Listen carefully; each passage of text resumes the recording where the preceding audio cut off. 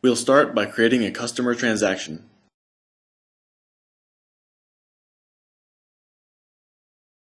A customer has an identifier, which is auto-numbered, a name, an address, a phone number,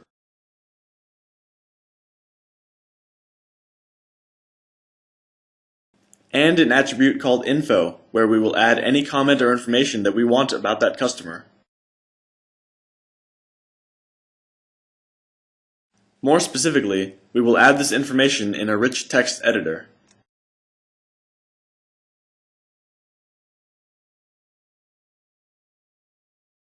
Let's save, and now we will add the product transaction.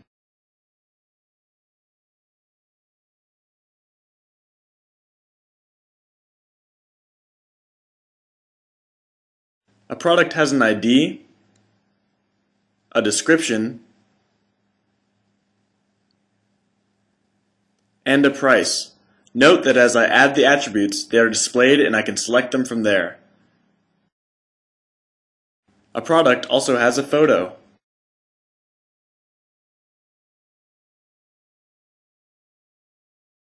Let's run it, and Genexus will make an impact analysis of the changes that will have to be done to the database.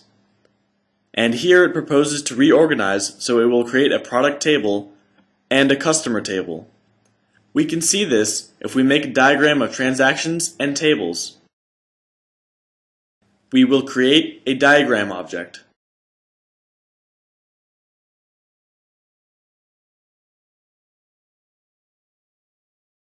We will drag the customer and invoice transactions.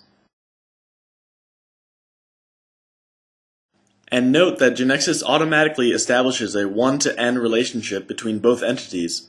The customer ID attribute, which here is a primary key, is set as a foreign key. Now, let's see the tables created from these two transactions.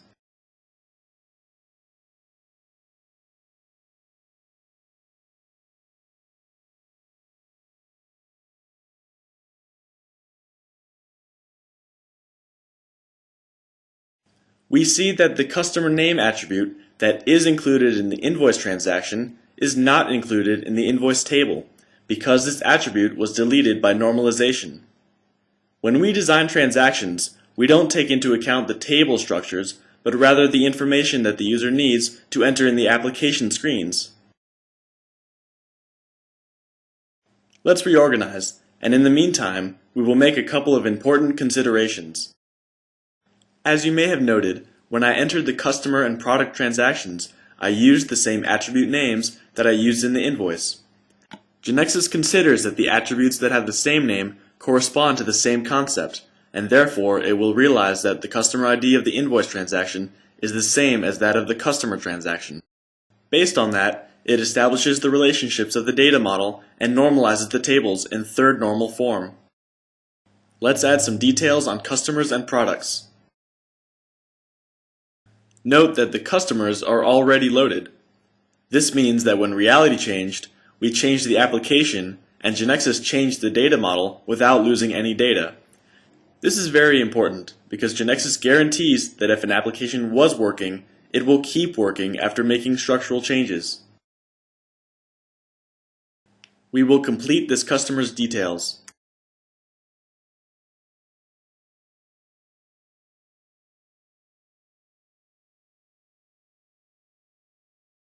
In this embedded text editor, we can add any comment that we consider convenient.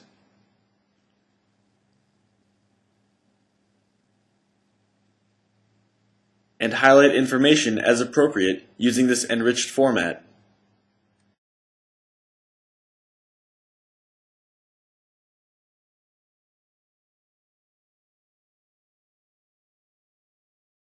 We will confirm this customer and complete some product details. As we've said before, the products are already loaded. So we will add a photo for the mouse.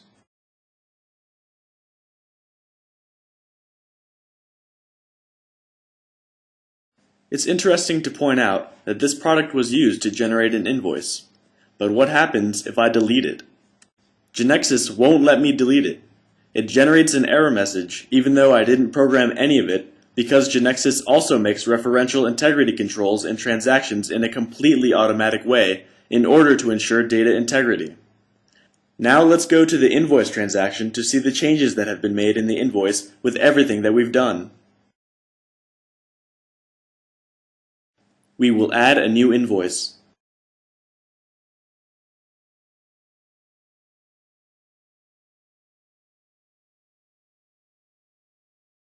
Note that as soon as I entered the customer code, Genexus retrieved the customer's name. This was done without refreshing the page. Through a combination of web services with JavaScript, it retrieved the data from the server and displayed it on the page without refreshing it.